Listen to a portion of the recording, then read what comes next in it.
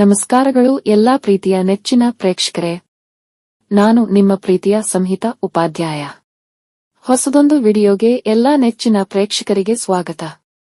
ಆದರಣೀಯ ಎಲ್ಲಾ ನನ್ನ ಪ್ರೀತಿಯ ಪ್ರೇಕ್ಷಕರೇ, ನಿಮ್ಮಲ್ಲಿ ನನ್ನದೊಂದು ಕಳಕಳಿಯ ಬೇಡಿಕೆ. ನಾನು ಈ ಚಾನೆಲ್ ಶುರು ಮಾಡಿ ಹತ್ತತ್ರ 1 ವರ್ಷವಾದ್ರೂ ಸಹ ಇನ್ನೂ ಸಹ 1,000 ಸಬ್ಸ್ಕ್ರೈಬರ್ಗಳು ಕೂಡ ಆಗಲಿಲ್ಲ. ಪ್ರತಿ ಬಾರಿಯೂ ಕೂಡ ಪ್ರತಿಯೊಂದು ವಿಡಿಯೋ ಅಪ್ಲೋಡ್ ಮಾಡಿದ ನಂತರ ಸಾಕಷ್ಟು ಜನ ವಿಡಿಯೋ ನೋಡುವರು, ಆದ್ರೆ ಅದರಲ್ಲಿ ಕೇವಲ ಒಬ್ಬರೋ ಇಬ್ಬರೋ ಸಬ್ಸ್ಕ್ರೈಬ್ ಮಾಡುವರಷ್ಟೇ ಹೊರತು ಬೇರೆ ಎಲ್ಲರೂ ಕೇವಲ ವಿಡಿಯೋ ಮಾತ್ರ ನೋಡುವರು. ಇದು ಮಾತ್ರ ತುಂಬಾ ಬೇಸರದ ಸಂಗತಿ.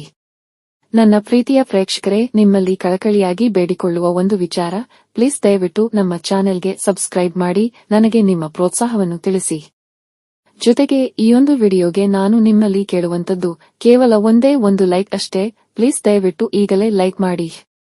ಪ್ರೀತಿಯ ವೀಕ್ಷಕರೇ, ಈ ಮೊದಲೇ ಹಿಂದಿನ ವಿಡಿಯೋನಲ್ಲಿ ಹೇಳಿದ ಹಾಗೆ ಮಾನ್ಯ ಮಹಿಳೆ ಮತ್ತು ಮಕ್ಕಳ ಕಲ್ಯಾಣ ಇಲಾಖೆಯ ಸಚಿವೆಯಾದ ಮಾನ್ಯ ಶ್ರೀಮತಿ ಲಕ್ಷ್ಮೀ ಹೆಬ್ಬಾಳ್ಕರ್ ಅವರು ಹೇಳಿದ ಹಾಗೆ ಜುಲೈ 15ರ ನಂತರ ಅಂದ್ರೆ ಇವತ್ತು ಅಥವಾ ನಾಳೆಯಿಂದ ಗೃಹಲಕ್ಷ್ಮಿ ಯೋಜನೆಯ 11ನೇ ಕಂತಿನ ಹಣವು ಫಲಾನುಭವಿಗಳ ಖಾತೆಗಳಿಗೆ ಜಮೆಯಾಗುತ್ತದೆ ಎಂಬ ಮಾಹಿತಿಯ ಪ್ರಕಾರ ಇವತ್ತು ಅಥವಾ ನಾಳೆಯೊಳಗೆ ನಿಮ್ಮ ಗೃಹಲಕ್ಷ್ಮಿ ಯೋಜನೆಯ 11ನೇ ಕಂತಿನ ಹಣವು ಜಮಾವಣೆ ಪ್ರಕ್ರಿಯೆಗೊಳ್ಳಲಿದೆ.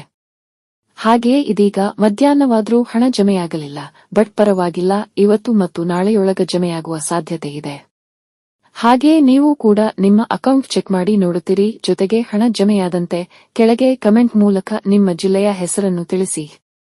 ಮಾನ್ಯ ವೀಕ್ಷಕರೇ, ಇದಿಷ್ಟು ಈಯೊಂದು ವಿಡಿಯೋನಲ್ಲಿ. ನೀವೇನು ನಮ್ಮ ಚಾನೆಲ್ಗೆ ಹೊಸದಾಗಿ ಬಂದವರಾದರೆ ಅಥವಾ ಇನ್ನೂ ಸಹ ನಮ್ಮ ಚಾನೆಲ್ಗೆ ಸಬ್ಸ್ಕ್ರೈಬ್ ಆಗದಿದ್ದರೆ ದಯವಿಟ್ಟು ಸಬ್ಸ್ಕ್ರೈಬ್ ಮಾಡಿ ನಿಮ್ಮ ಪ್ರೋತ್ಸಾಹವನ್ನು ತಿಳಿಸಿ.